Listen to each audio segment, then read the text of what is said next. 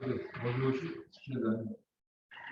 Bon, aujourd'hui, je pense que on va parler de bon, que j'ai plus ou moins suivi en toi, mais pas de son essentiel. Donc, on va parler des éléments et puis c'est de calculer donc tous les paramètres, toutes les variables qui sont en ligne de compte dans ce type de rayonnement.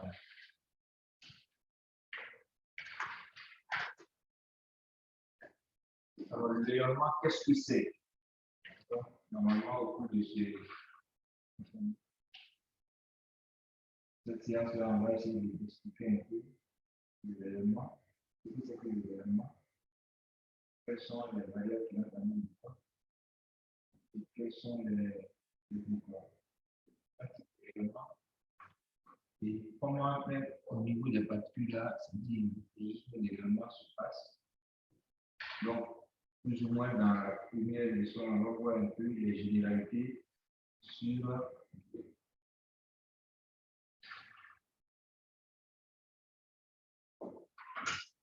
l'objectif donc de cette première partie-là, c'est donc d'identifier l'origine et les différentes sources du rayonnement.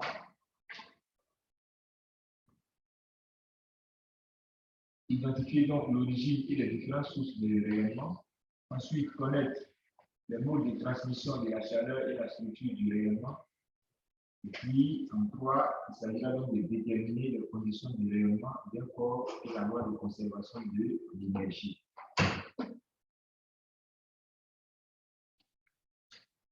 Alors, à l'issue donc de ce cours-là, vous devez être capable d'identifier les différentes sources du rayonnement.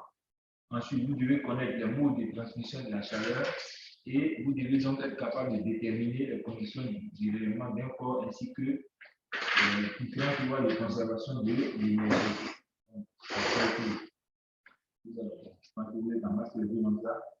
Donc, les notions fondamentales et des questions, système de définition des données et je crois que la je pense qu'il y aura plus ou moins une idée là-dessus. À partir de là, on peut bien comprendre ce cours. Alors, cette première partie-là est structurée donc autour de 8 sections. Donc, en 1, on va voir l'origine du rayonnement, ce qu'on appelle la transition électronique. En 2, on va voir la structure du rayonnement. En 3, on verra donc les modes de transmission de la chaleur. En 4, on va voir la loi de Planck. Et puis en 5, on va voir les conditions du rayonnement d'un corps. En 6, on va voir donc le principe de chauffage par rayonnement. 7, on va voir la classification d'un corps soumis à un rayonnement. En 8, la loi de conservation de l'énergie. Alors, pour introduire, on dirait tout simplement que le rayonnement est une forme d'énergie qui traverse un milieu tel que l'air, l'eau ou l'espace. Ça, alors, ça, c'est la définition qu'on donne. Mais à votre avis, quelle définition peut donner du rayonnement? Comment on peut savoir, on parlera de rayonnement? Puisque nous, ce qu'on regarde, on voit un peu la lumière du soleil, hein, ça, non? Voilà. Jusqu'à midi, par exemple, quand vous arrêtez ici, là, vous voyez que vous avez chaud. Et ça, pourquoi est-ce que vous avez chaud? Parce que le soleil vous éclaire. Parce que c'est juste. D'accord. Donc, vous avez chaud, tout simplement, on est à midi, le soleil est au zénith et vous avez chaud. Ça veut dire qu'il y a quelque chose qui part du soleil et qui touche votre corps et qui fait que vous ressentez de la chaleur. Mais si vous ressentez de la chaleur à l'intérieur, ça veut tout simplement dire que l'énergie interne là, va augmenter. On est d'accord, non? Si l'énergie interne augmente, ça veut dire tout simplement que l'élément, c'est-à-dire, je veux dire quoi, l'élément qui provient du soleil et qui vous a touché, qui a fait que la température, votre température interne a augmenté là, c'est parce que tout simplement, c'est une énergie qui vous a touché. On est d'accord, non? Donc, c'est une forme d'énergie qui se propage finalement dans l'espace. Mais comment est-ce que vous avez senti cette énergie? C'est parce que, effectivement, à l'intérieur, vous ressentez de la chaleur que vous avez su que c'est de l'énergie. Donc, la définition finalement qu'on va donner va dire que le rayonnement est une forme dynamique d'énergie qui se propage dans l'espace et qui se manifeste dans son interaction avec la matière. parce que ça nous a touché, qu'on a su que c'est de l'énergie. Sinon, a priori, on ne peut pas savoir que c'est de l'énergie. C'est bon? Voilà. Alors, justement, les rayonnements, on peut les classifier en deux catégories. Donc, la première catégorie donc, du rayonnement comprend généralement ce qu'on appelle les rayonnements électromagnétiques, qui transportent donc de l'énergie sous forme d'ondes, comme les ondes radio ou encore les rayons X. Et puis, la seconde catégorie comprend généralement ce qu'on appelle les rayonnements corpusculaires, qui sont composés de particules réelles par opposition aux ondes, les particules alpha, les particules bêta, les neutrons, etc., etc. Alors, revenons un peu sur la première catégorie, c'est-à-dire le rayonnement. Alors, généralement, quand on prend la lumière en tant que telle, c'est ça, hein? On voit que la lumière a une source, c'est ça? On laisse d'abord le courant électrique, nous prenons la lumière naturelle. La source, c'est quoi? C'est le soleil. C'est le soleil qui va propager cette lumière. Lorsque cette lumière va nous toucher, justement, la température au niveau de notre corps va augmenter. Si la température au niveau de notre corps augmente, ça veut dire que c'est une forme d'énergie. On est d'accord, non?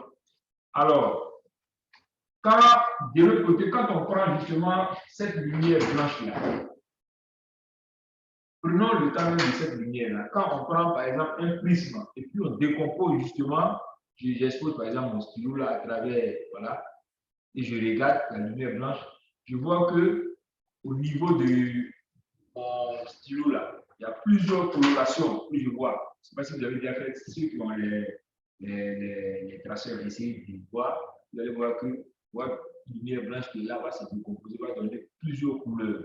D'accord, non? Ça va donner plusieurs couleurs. Pourquoi ça donne tout simplement plusieurs couleurs? Ça veut tout simplement dire que, justement, cette lumière-là, si on la décompose, ça nous donne plusieurs, comment on appelle ça, éléments. Des éléments qui, c'est les radiations qu'on voit et qui donnent finalement les couleurs de l'arc-en-ciel, c'est surtout ça qui donne les couleurs de l'arc-en-ciel. Ça veut tout simplement dire que la lumière blanche qu'on voit là, la lumière blanche qu'on voit, finalement, est une association de plusieurs radiations. Et c'est chacune de ces radiations-là qu'on va appeler tout simplement une onde électromagnétique. C'est bon? Donc, une onde électromagnétique. Et c'est finalement, quand on regarde bien, c'est cette trace-là que nous, on va appeler finalement le spectre électromagnétique. Alors, la notion d'électromagnétique, ça vient d'où, justement? On a donné la définition du soleil, on dit que c'est un agrégat de quoi? Des particules d'hélium et d'hydrogène, qui sont plus ou moins en mouvement. Et c'est ça qui produit cette énergie, cette lumière qu'on voit. Ça veut dire que, justement, là où la lumière naît, là, il y a quelque chose qui est en mouvement. On est d'accord? On parle de particules d'hélium et de quoi? Et d'hydrogène. Ce sont ces particules-là. Mais quand vous prenez un élément comme l'hydrogène ou bien l'hélium, là, ça veut dire quoi? C'est un élément chimique, on est d'accord, non? Donc, il est caractérisé par quoi? Parce qu'on appelle un atome. Et quand on regarde, on voit dans la définition même de l'atome, dans la décomposition de l'atome, on voit que l'atome, là, c'est quoi? C'est un noyau qui est entouré de quoi? Des éléments qu'on appelle des électrons. Ça, on a un noyau dont la charge est plus ou moins positive et autour duquel, pardon, gravitent des électrons qui sont chargés négativement. Ce qui fait que quand on associe les deux, ça fait justement un truc qui est neutre, on est d'accord, non? Mais alors, on dit que ces atomes-là sont en mouvement, ces particules sont en mouvement, ça veut dire que les atomes sont quoi? En mouvement, on est d'accord, non? Mais si les atomes même sont en mouvement, ça veut dire que les électrons qui gravitent autour aussi sont comment? En mouvement. Or, quand on faisait la 4e et la 5e, qu'est-ce qu'on nous a dit? On nous a dit que le courant électrique naît comment? Lorsque les électrons circulent, c'est justement le mouvement des électrons qui donne naissance à quoi? Au courant électrique. Mais le courant électrique, là, est-ce que ce n'est pas lui qui est à l'origine de cette lumière? On est d'accord? Donc, c'est le courant électrique là, qui est à l'origine de la lumière. Donc, si on regarde bien, c'est parce qu'au niveau du soleil, là, les particules là, sont en mouvement que justement, il y a naissance d'un champ électrique là, qui sera à l'origine de l'apparition de la lumière. On est d'accord? Alors, donc, quand on regarde bien ce rayonnement-là, en réalité, c'est la lumière On est d'accord, non? C'est la lumière. Donc, ça veut dire que la lumière naît parce que tout simplement, des électrons sont en perpétuel mouvement. On est d'accord, non? Et c'est ça qui donne donc la lumière. OK? Très bien. Maintenant, on prend ce sample. Alors, les particules sont en mouvement. Le courant est, comment on appelle ça? Le champ électrique va naître. C'est pas ça? Le champ électrique va naître. Et c'est ce champ électrique-là qui va faire apparaître quoi? La lumière, on est d'accord, non? Mais en terminale, vous avez aussi étudié une notion qu'on appelle la notion d'induction électromagnétique. C'est ça, non? Dans ce schéma, on vous a dit que lorsque un champ électrique naît et qu'il varie, c'est bien ça.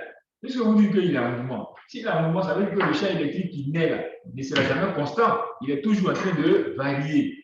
La loi de l'induction électromagnétique dit quoi? Que toute variation d'un champ électrique donne naissance à quoi? Un champ magnétique. On est d'accord? Qui lui est à chaque instant perpendiculaire. On est d'accord? Donc, en même temps qu'il y a un mouvement d'électrons, la naissance d'un champ électrique, et ce champ électrique, là, il est aussi en train de varier. Et comme le champ électrique varie, il va donner naissance à quoi? À un champ magnétique. Qui lui aussi ne sera pas constant, puisque le champ électrique varie, lui aussi va faire quoi? Il va varier. Et la variation aussi du champ magnétique va donner naissance à quoi? À un champ électrique. Donc, du mouvement des électrons, là, finalement, il y a combien de champs qui vont naître? Il y a deux champs. Il y a un champ électrique qui va naître et il y a aussi un champ magnétique. Le résultat des deux donne quoi? Un champ électromagnétique. Donc, finalement, on avait défini le rayonnement comme étant quoi? Une forme d'énergie qui se propage dans l'espace. Mais c'est de la lumière qu'il s'agit. Donc, cette lumière-là, il y a un champ électrique qui est dedans et il y a quoi? Il y a un champ magnétique. Donc, finalement, ça devient quoi? Comme une vibration simultanée de combien de champs? Deux. Un champ magnétique et un champ électrique. Donc, la résultat de deux va donner quoi? Un champ électromagnétique. Donc, le rayonnement, la lumière, quand on voit là, finalement, on peut dire que c'est quoi? C'est une énergie électromagnétique. Électro vient de quoi? Électrique. Et magnétique vient de magnétique. C'est bon?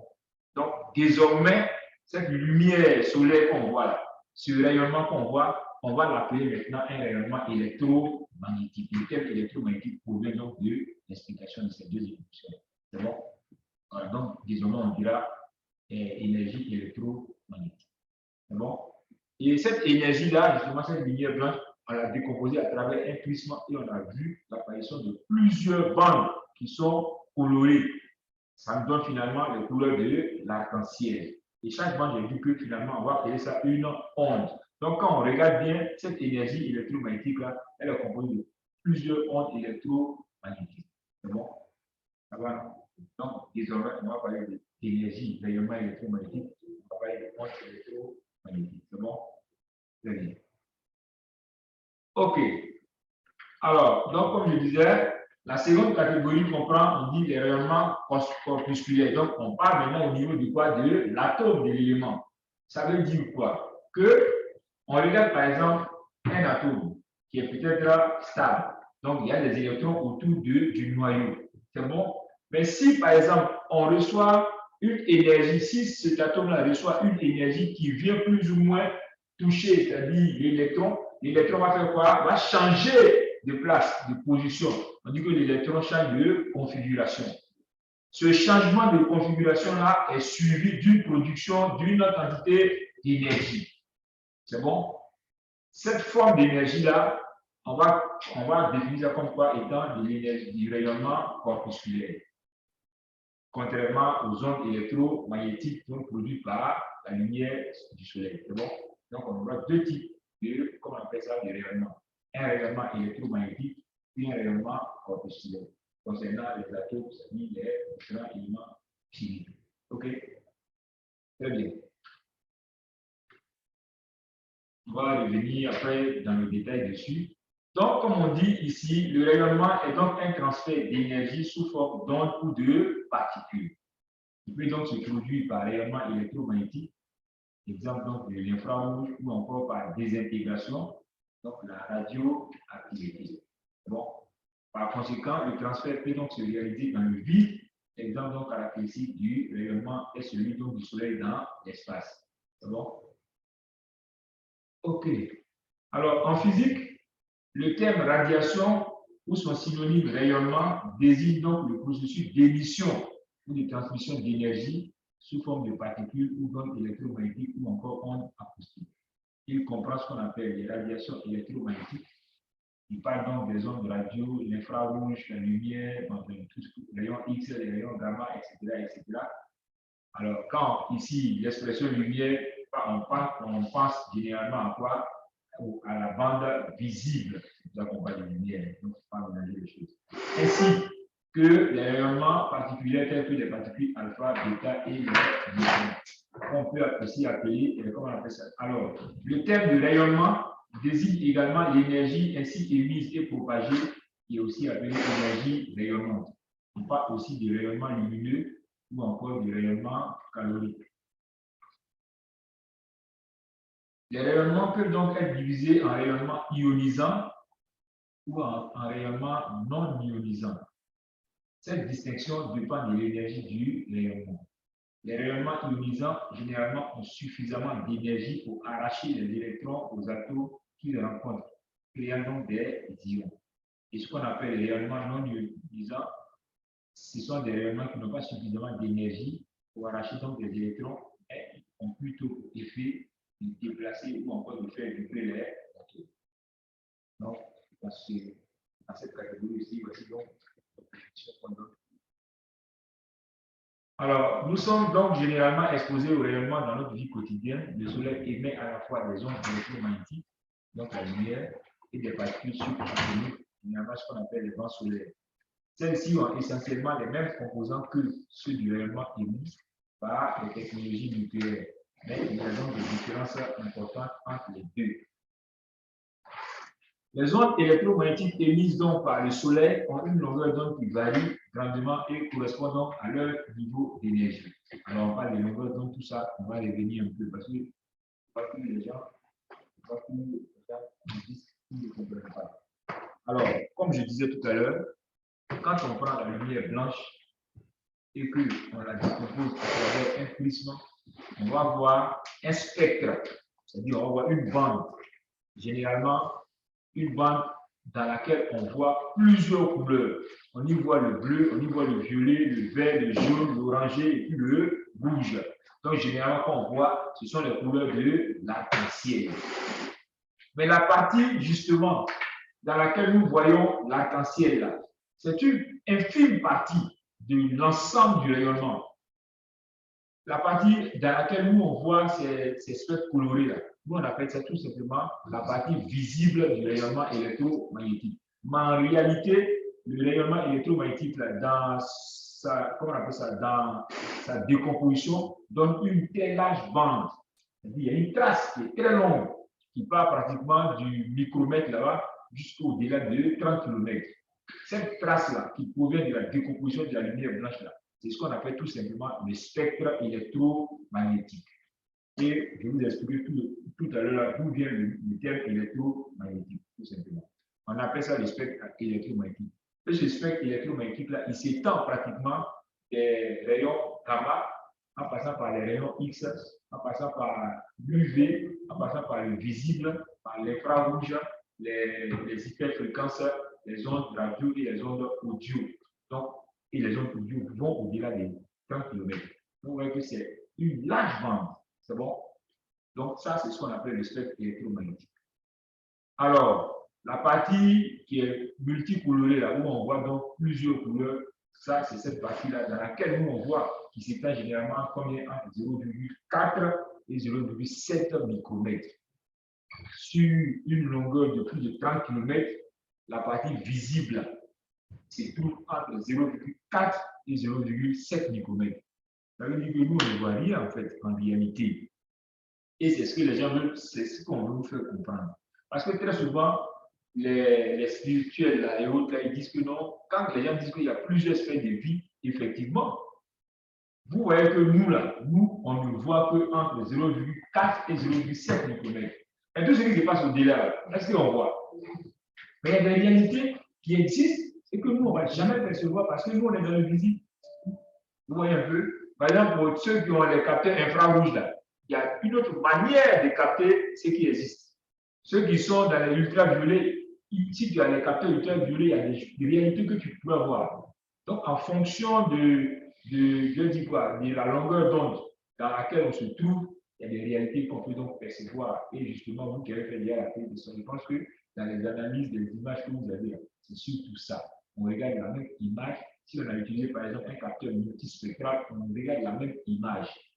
Si je regarde l'image dans le rouge, je ne verrai que tout ce qui est rouge. Si je regarde dans le bleu, je ne verrai que tout ce qui est bleu. Pourquoi je vais voir ce qui est bleu? Parce que tout simplement, deux corps de même nature se repoussent et deux corps de nature différentes s'attirent. C'est la loi de l'absorption. En réalité, prenons le cas par exemple des végétaux. Les végétaux ont une molécule en elles qu'on appelle la chlorophylle. Et c'est cette chlorophylle-là qui confère le pigment vert à la végétation. Ça veut dire quoi? La végétation elle-même, elle est bien caractérisée par le vert. Elle possède le vert. Donc, quand vous envoyez le capteur multispectral, la lumière éclaire cette végétation-là. La végétation n'a pas en son sein le bleu. Donc, elle va absorber le bleu. Elle va absorber l'orange. Elle va absorber le rouge. Elle va absorber le jaune. Tout ça.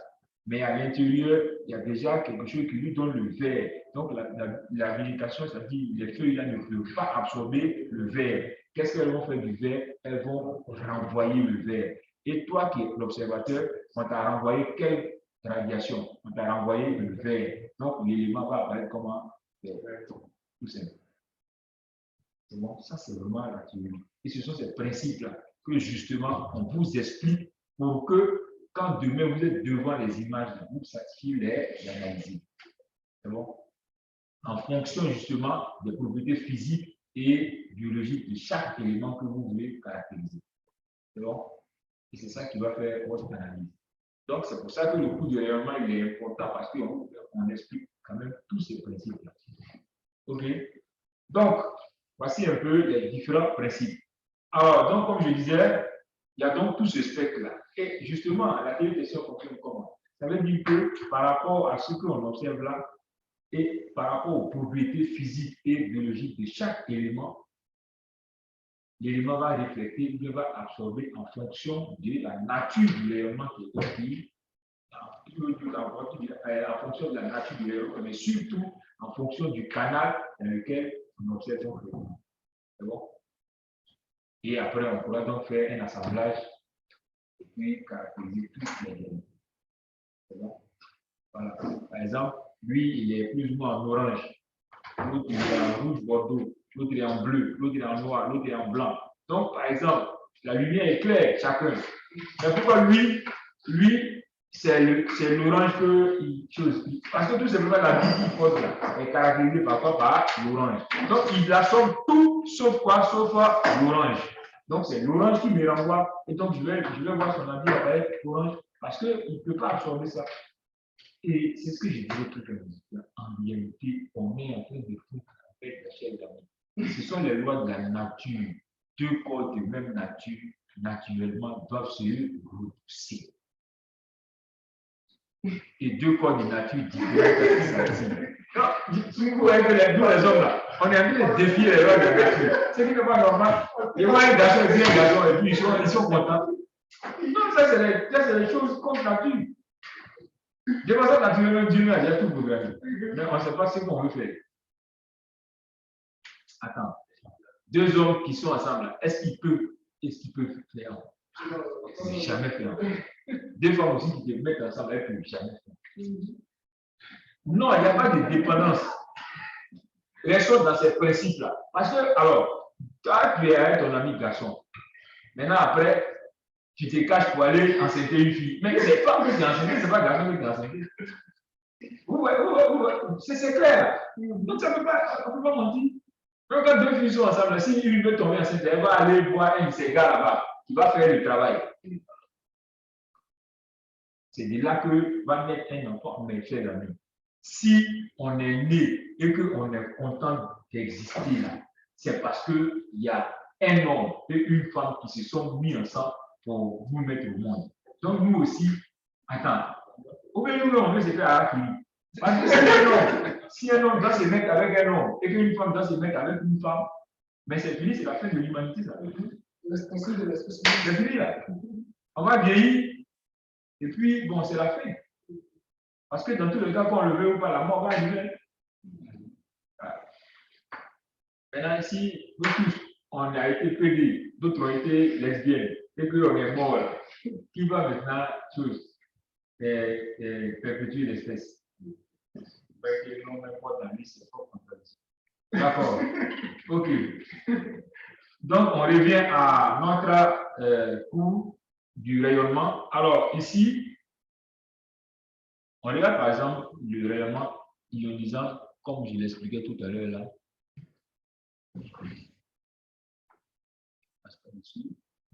D'accord. Alors, on a dit, la définition qu'on a donnée d'un rayonnement ionisant, par exemple, si le rayonnement possède suffisamment d'énergie, et que, par exemple, il vient exciter un électron, vous allez voir que l'électron va faire quoi? Si l'énergie est suffisamment importante, l'électron va faire quoi? Va quitter la structure originelle.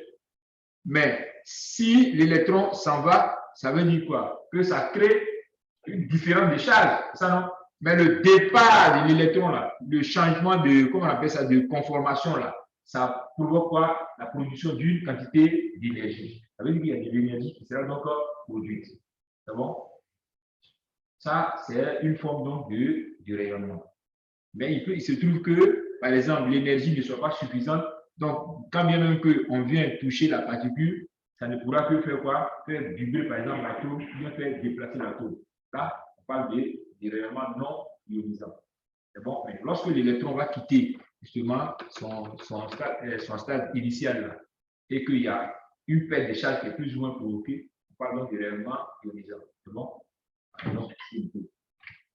Donc, ce qu'on peut ici reconnaître, c'est que cette énergie-là, elle naît parce que tout simplement, il y a un électron qui fait quoi? Qui part donc d'un état excité, d'un état stable à un état excité. C'est bon? Et c'est ce changement de conformation qui va forcément provoquer donc la production d'un rayonnement. Alors, c'est pour donc se protéger contre le coup du soleil causé par les ondes énergétiques non absorbées par l'atmosphère que l'on appelle généralement un écran solaire. La lumière qui passe donc à travers l'atmosphère comporte une série de longueurs d'onde beaucoup plus limitées, soit celles qui sont visibles sous forme de lumière. De plus, l'atmosphère terrestre fait dévier les particules de haute énergie émises par le soleil et il s'agit d'un aspect non dont les astronautes doivent donc se préoccuper. Par exemple, vous savez aussi que ce n'est pas tout le rayonnement qui est produit au niveau de la source là qui parvient à la surface de la Terre. Est-ce que vous savez où ça? Les rayons UV, par exemple, n'arrivent pas. Et c'est pour ça que, généralement, la notion de changement climatique là est importante ici, parce qu'en réalité, la couche d'ozone là, elle est là pour faire dévier justement, pour renvoyer les rayonnements UV là, au niveau donc de leur source, c'est-à-dire pour les dévier. Donc, au niveau de l'atmosphère, les rayonnements ultraviolets n'arrivent pas. Si, par exemple, la couche d'ozone est plus ou moins perforée, ça veut dire quoi? Que les rayonnements ultraviolets vont aller directement à la surface. Mais vous savez que les rayonnements UV, ça détruit tout ce qui est tissu vivant. Donc, ça veut dire que c'est comme si chacun marche comme ça et puis un coup il tombe. Dès que tu es irradié, tu tombes, on ne sait pas de quoi il s'agit. Mais peut-être qu'il y a du rayonnement ultraviolet qui a plus ou moins irradié la personne. Puisque le rayonnement UV, là, ça détruit tous les tissus. Donc, le rôle même de la couche d'ozone, c'est de protéger contre ces rayonnements qui ne peuvent pas arriver à la surface de la Terre. Ce qui arrive, c'est ce qui est acceptable. Généralement, le rayonnement visible, lui, il arrive. C'est bon? Voilà. Alors, le rayonnement trouve donc son origine. Le rayonnement, au niveau de la transition, comme je disais, la transition électronique, le rayonnement aussi peut trouver son origine lors d'une transition électronique entre deux états d'énergie d'une molécule ou d'un atome. Voilà, c'est plus ou moins, bon, c'est ce qu'on a illustré ici.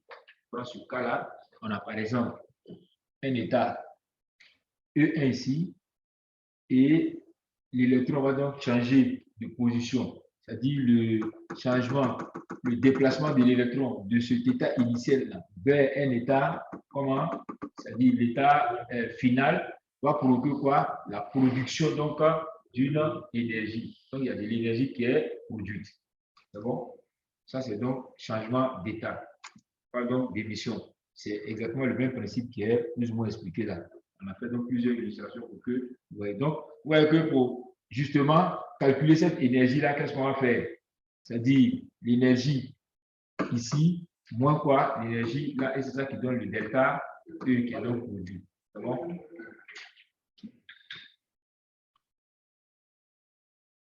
Alors, donc, principe de voilà, l'absorption liée à une transition électronique. Donc, par exemple, alors, on peut fournir de l'énergie à partir donc de l'atome.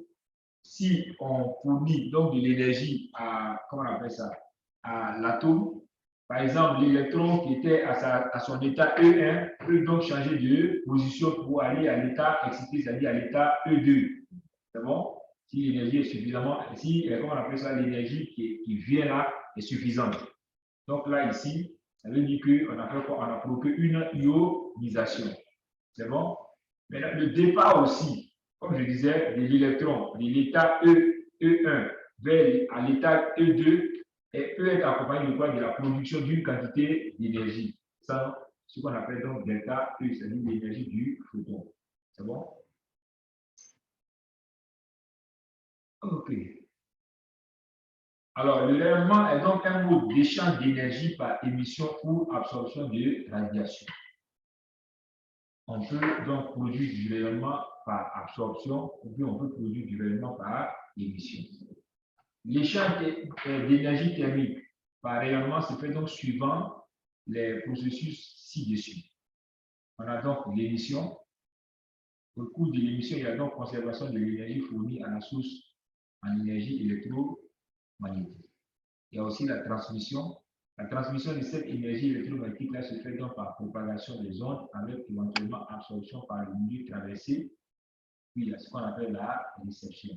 À la réception, la conservation du rayonnement électromagnétique incident, pardon, conversion du rayonnement incident en énergie thermique. Puisque, prenons le cas de la lumière du soleil, hein, quand vous recevez cette lumière, est-ce que c'est de la lumière que vous produisez? Non. Qu'est-ce qui se passe à votre intérieur? Vous voyez que la température commence à augmenter. Ça veut dire que vous avez reçu de la lumière, mais que vous avez converti en quoi? En chaleur. C'est ça, non? Voilà. Donc, ça, c'est une conversion. Maintenant, l'émission, ça veut dire quoi? Prenons le cas, par exemple, des bâtiments. Au cours de la journée, il y a des bâtiments qui absorbent de l'énergie. Et puis, le soir, là, vous voyez que quand vous arrivez à côté de ces bâtiments-là, vous ressentez de la chaleur. Et puis, il y a restriction. Donc, il y a donc émission. Ensuite, la transmission, c'est la même chose. Hein. Moi, généralement, quand j'explique ça, la transmission, pour moi, c'est simple. Alors, toi, tu es allé chercher, tu as marché sur le soleil pendant toute la journée. Donc, maintenant, tu vas à la maison, ta chérie, elle a froid. Qu'est-ce que toi, tu vas faire? Transférer les chats. En faisant quoi? Tu vas la serrer dans tes bras. Et puis, arrivé à ce moment-là, on va commencer à avoir chaud. Mais si elle a chaud, ça veut dire que tu as fait quoi? Ça veut dire que l'énergie que toi, tu as transmis ça. On est d'accord, non? Ça, c'est la notion de transmission. C'est des choses qu'il faut expliquer ça facilement, pour ne pas compliquer la vie. Ça, c'est la notion de transmission, tranquillement. C'est bon? Ok. Alors, le mode donc de transmission de la chaleur. La diversité donc des opérations thermiques industrielles est considérable. Traitement thermique, cuisson, séchage, ces opérations thermiques nécessitent une source de production de chaleur, puis le transfert de cette chaleur vers l'objet à traiter. Et la transmission de la chaleur peut s'effectuer donc par combien de modes? On peut avoir une transmission de chaleur parfois par convection, par conduction, pardon. On peut avoir une transmission de chaleur par convection et on peut avoir une transmission de chaleur par rayonnement. Conduction, convection et rayonnement. La conduction, c'est quoi? Qui peut m'expliquer ce qu'on appelle conduction? transfert de chaleur par conduction.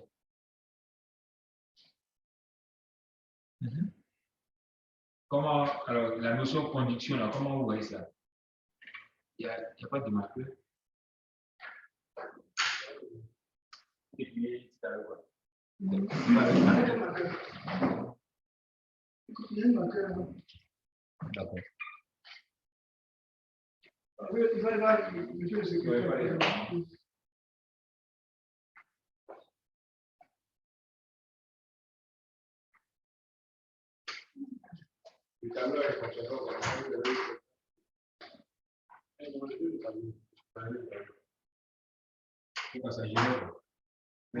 C'est bien rempli le cas de la télé. D'accord, donc la conduction, à votre avis, c'est quoi? Comment est-ce qu'on va expliquer la conduction? Je pense que la conduction, c'est le réchauffement de la Terre en phase.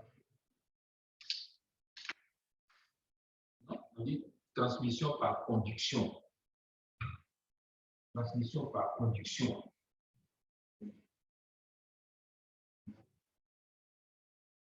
Alors, moi, je vais expliquer simplement.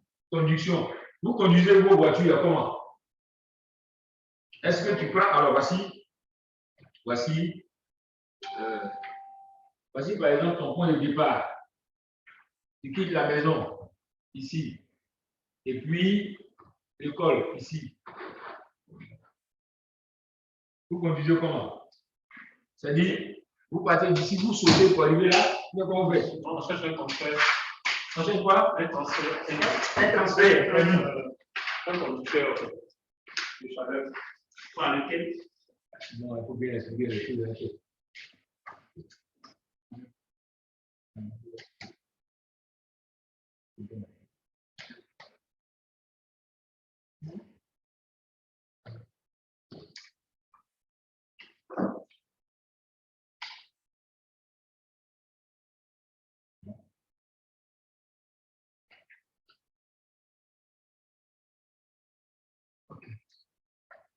Vous faites comment?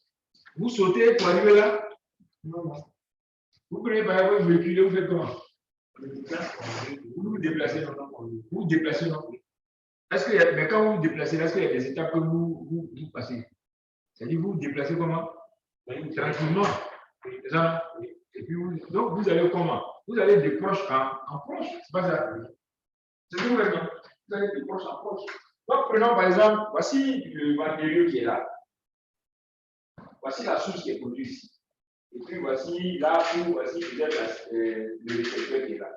Donc, quand la chaleur est produite ici, qu'est-ce qu'elle fait? Elle se déplace dans le matériau. C'est-à-dire que de matière à matière jusqu'à ce qu'elle arrive ici. C'est ce qu'on appelle la notion de conduction. C'est-à-dire qu'il y a une propagation qui se fait quoi? De proche en proche. C'est bon? On parle de conduction. Voilà. Donc, ça veut dire quoi? Que on a parlé de voilà, on a notre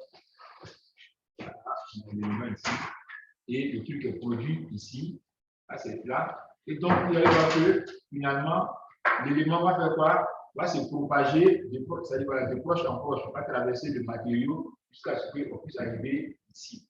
C'est bon? Donc, c'est une transmission de proche en proche à travers tout le matériau.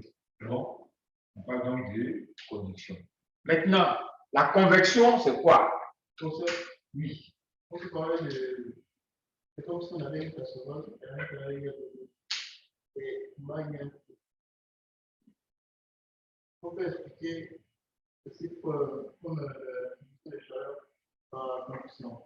À quoi? Par conduction. À conduction? Oui. Comment ça? C'est-à-dire, nous avons une marmite. Oui, là, on a la marmite. Maintenant, on a quoi dedans? De l'eau. De l'eau? Oui. Donc, la conduction, c'est quoi?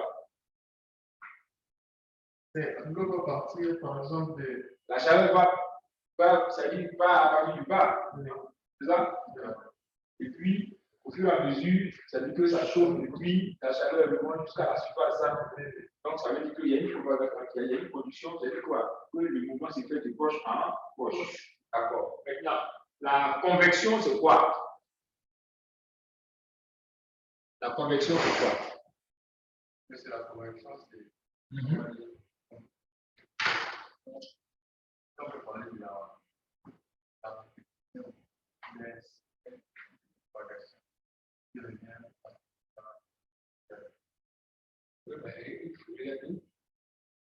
regardez le schéma, c'est quoi la convection?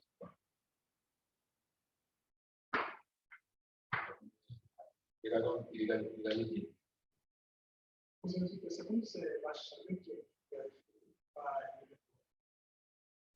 Dans la convection, c'est quel principe? C'est-à-dire quel est le principe qu'on met en évidence dans la convection? Parce qu'il parle de convection. Il y a un principe. Et vous allez comprendre la convection. Dans la convection, ça veut dire quoi? Généralement, tout corps dont la température est élevée devient léger, devient volatile. C'est ça. Parce que si on est chaud, tout de suite, là, on va commencer à bouger. Donc, vous envoyez, comment on appelle ça, un demi-litre de coutoukou, il lui donne un peu. Il faut regarder ce qu'il va faire. Il va commencer à bouger. Il devient léger. C'est bon? Mais il devient léger, mais il y a quelque chose qui va l'attirer. Parce qu'à l'intérieur de lui, tout est bouillonnant.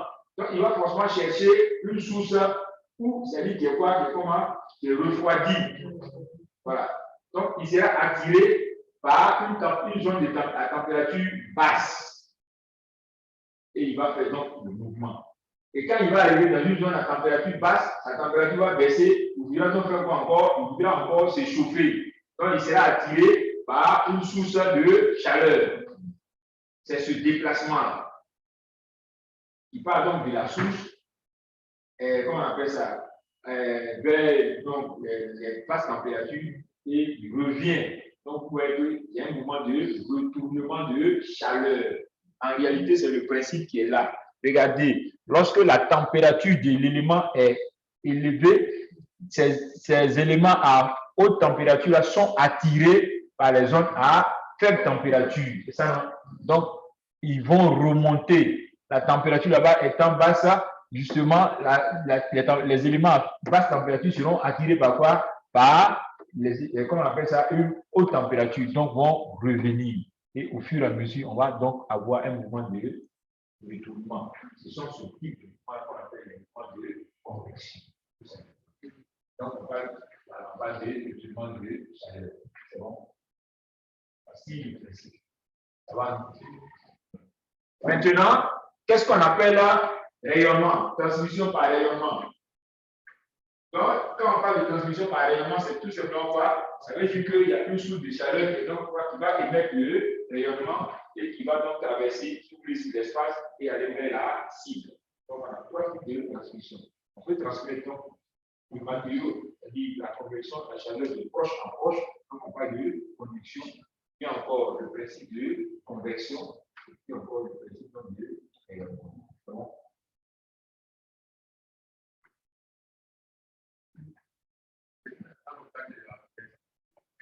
comment?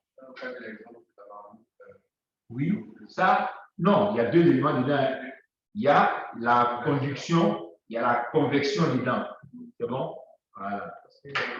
Parce que la goutte d'eau qui est en bas, qui est en contact avec les températures, est portée à haute température, cette goutte d'eau-là, elle sera attirée par quoi? Par les éléments de basse température. Donc, elle va remonter en haut. C'est bon?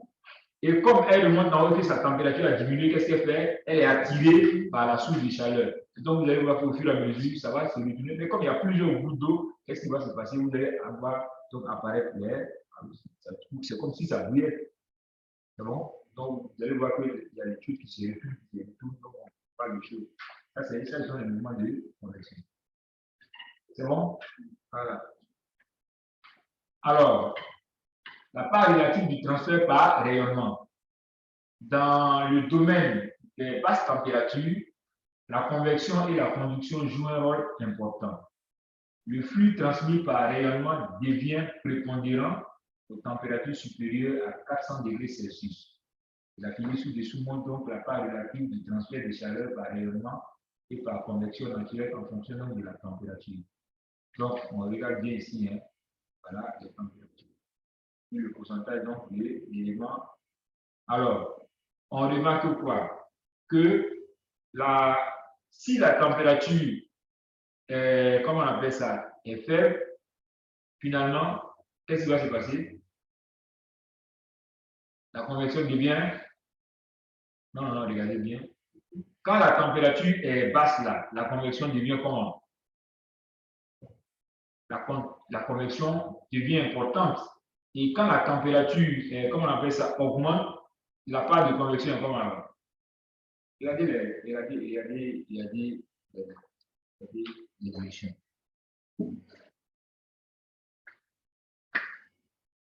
De là à là, c'est combien? 100%. C'est ça, non? Donc, ici, la température est comment? Et au niveau de la convection. Ça veut dire que la convection est maximale. C'est ce que ça veut dire. Puisque voici la part de la convection, voici la part de la température. Donc, quand la température est basse, la convection est comment prépondérante. C'est ça, non? Et quand la température, comment on appelle ça, augmente, c'est le rayonnement maintenant qui devient comment? Ici, c'est le rayonnement qui devient important. On est d'accord, hein? Regardez bien. Combien vous ne voyez pas? Ici, là, ça, c'est la convection naturelle. Ici, ça, c'est le rayonnement. On est d'accord? Donc, vous voyez ici, le rayonnement est à combien ici? Est pratiquement faible. C'est ça, non? Et regardez l'intervalle et regardez la part de la convection. Ça veut dire que la convection est importante. On est d'accord? Alors que quand le rayonnement augmente ici, la convection devient comment? Mais tout ça, c'est par rapport aux températures. Donc, aux basses températures, là, quel est le mode de transmission? C'est la convection. Et quand la température augmente, c'est là. Donc là, là-bas, c'est le rayonnement qui va l'emporter. C'est bon?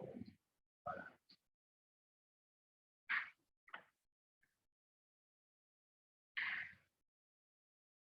Alors, donc, voici un peu la conduction, comme on a expliqué tout à l'heure là.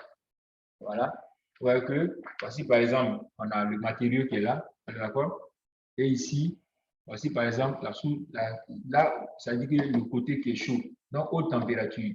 Donc, qu'est-ce que vous remarquez? Vous voyez que ici, là, la température va se propager comment? La chaleur va se propager de proche en proche, jusqu'à ce que ça puisse arriver ici. Donc, vous voyez que c'est une question de flux. C'est bon? Donc, c'est une condition de proche en proche. Voilà. Alors, on dit ce mode de transfert réside dans la propagation de la chaleur de molécule à molécule. Ça, dans un ou plusieurs corps contigus et encore au pas et sommet. Quand on dit contigus, ça veut dire que les corps sont plus ou moins, voilà, ça faisait plus ou moins associés.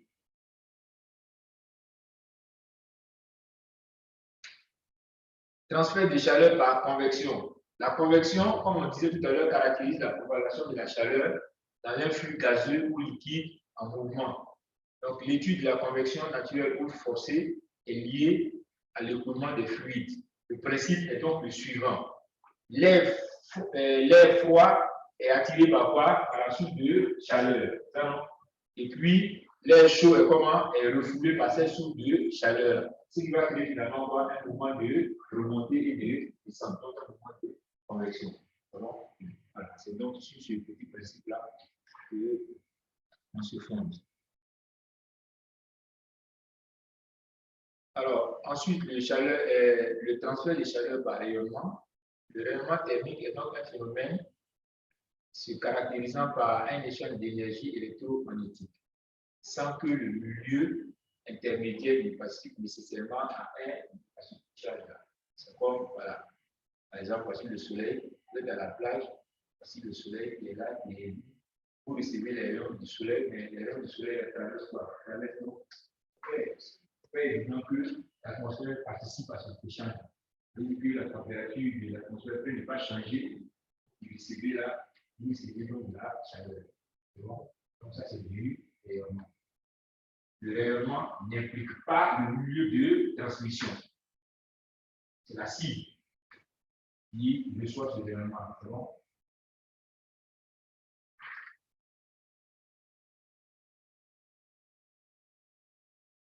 Alors,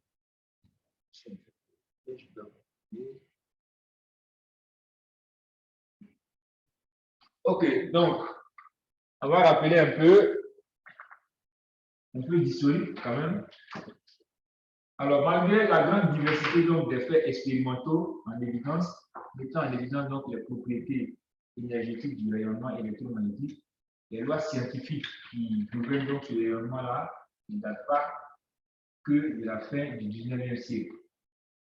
À partir donc déjà de 1668, on a la mise en évidence du spectre solaire par Newton, donc le spectre électromagnétique dont on parle. Ensuite, à partir de 1681, Mariotte, Dufay et Pittier réalisent des expériences sur la propagation du rayonnement.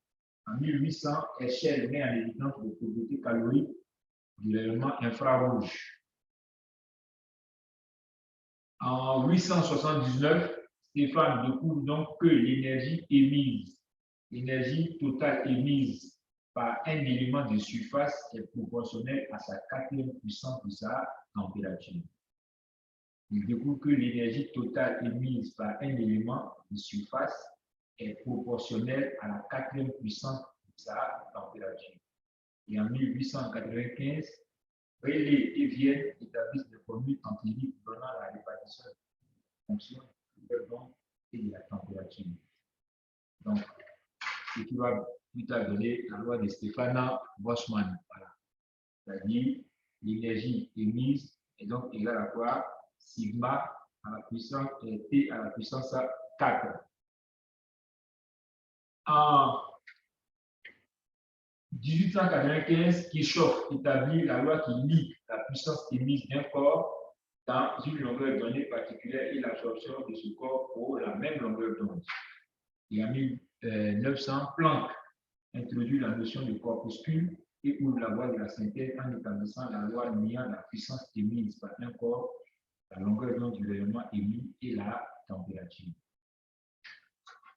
Donc, voici les différentes lois qui ont plus ou moins émaillé la connaissance du rayonnement. Le passage donc du niveau d'énergie E à un niveau d'énergie E moins delta E s'accompagne de l'émission d'un rayonnement de fréquence mu et d'énergie UV et HV, où H est donc ce qu'on appelle la constante de Planck. Donc, voici la loi justement de Planck, c'est-à-dire E est égal à quoi? H mu. Et finalement, c'est cette loi-là, je pense que c'est cette loi-là qui va faire le succès. Et c'est à partir donc de cette loi-là qu'on va caractériser l'événement. Alors, à la température du zéro absolu, les électrons ne peuvent se déplacer. Ils sont prisonniers donc des atomes. Par contre, tous les corps matériels dont la température est supérieure à 0 Kelvin sont capables d'émettre donc de l'énergie sous forme du rayonnement et d'en échanger entre eux. Un corps donc à la température T émet des ondes de plusieurs fréquences différentes. Et la répartition donc de cette énergie-là dépend de la température du corps. La quantité donc d'énergie émise est liée à la température.